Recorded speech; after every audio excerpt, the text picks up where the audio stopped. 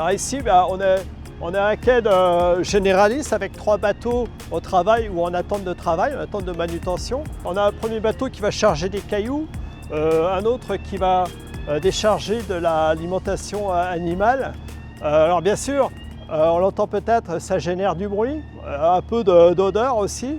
Et de l'autre côté, c'est la ville de Saint-Malo avec la plage du Sillon, très touristique. Bon, parfois on a des bateaux plus bruyants que d'autres, ce qui peut déranger, on comprend la population. Et souvent, ça arrive à la capitainerie, ils trouvent le chemin et on a des appels.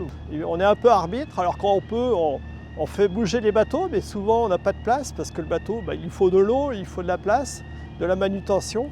Donc bien souvent, il faut expliquer aux gens qu'ils ont la chance d'habiter dans un port avec aussi ses inconvénients. La capitainerie, c'est un service que j'ai la chance de diriger en tant que commandant de la capitainerie du port. Donc il y a 7 personnes en veille 24 heures sur 24 et 2 administratifs. Et donc on a la charge du fonctionnement et du respect de la réglementation comme dans tous les ports de France.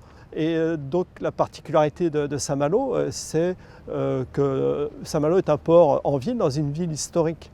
Donc il s'agit de travailler de concert avec les services de l'État, les services locaux, les mairies, les administrations, pour une parfaite harmonisation. Donc c'est dimanche matin, 7 h, déchargement premier tug vers 16 h pour le SAS l'après-midi. 2 fois par semaine, on réunit les agents maritimes, les manutentionnaires, tous les acteurs essentiels du port pour faire le point et anticiper sur le programme d'occupation des quais. Il faut partager les quais, il faut partager les grues, il faut partager la manutention docker. Et donc c'est essentiel de réunir tous ces acteurs et parfois d'arbitrer. Port en ville, donc les bateaux passent par l'écluse. L'écluse, c'est une vieille dame dont il faut prendre soin.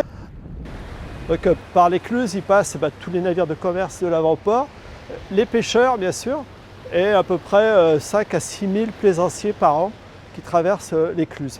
L'officier de port là-haut régule le passage de l'écluse des navires. Alors on est sur le quai spécialisé dans le débarquement des marchandises dangereuses ammonitrate.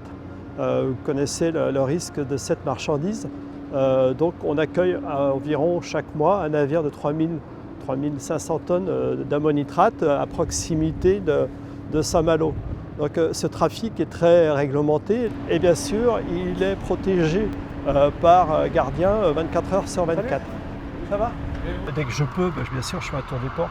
On voit toujours des choses intéressantes. Le port de Saint-Malo, c'est 65 bateaux inscrits au quartier de Saint-Malo qui sont spécialisés essentiellement à la pêche au crabe, qui sortent le soir, à la marée du soir et qui reviennent le matin pour un déchargement. La pêche, à peu près 2000 emplois directs et indirects sur le bassin Saint-Malo. Donc il s'agit de pouvoir accueillir dans les meilleures conditions toute cette flottille. Et puis après, on a quand même une vigilance sur la qualité de l'eau des bassins, parce qu'on peut avoir des viviers qui passent, on a des services vétérinaires qui contrôlent. Il y a toute une organisation autour de la pêche. On a une diversité de trafic qu'il faut faire cohabiter dans les différents bassins du port, où se mêlent la grande plaisance, les bateaux historiques, là aussi les bateaux de course au large maintenant, la pêche, les marchandises dangereuses, des paquebots, des navires à passagers, 50 navires à passagers par an. Des ferries pour les îles anglaises. Donc l'enjeu, c'est de faire de Saint-Malo un port qui soit toujours attractif pour le commerce. Et une capitainerie est garante du bon fonctionnement de toute cette mécanique avec les règlements qui permettent de cadrer cette activité.